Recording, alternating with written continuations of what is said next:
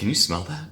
Let's talk about screw down crowns. So in 2013, when we started designing the Mark I Omnidiver, we knew we wanted our crown to be different in two ways. The first is that we wanted the crown water resistant in the open position to the full rating of the watch. And we wanted to put the thread structure on the clean side of the seals. The thing we're most concerned about is silicon dioxide. It's hard enough to abrade titanium and stainless steel. Check out this crown with external threads. You can see substantial wear on the proximate thread faces. You can also see a buildup of metal filings. That's breakdown of the thread over time. Obviously, over time, all things are going to wear, but we want to reduce that wear to the greatest extent possible. This is an Omnidiver crown. You can see most of the sealing's actually going on in here.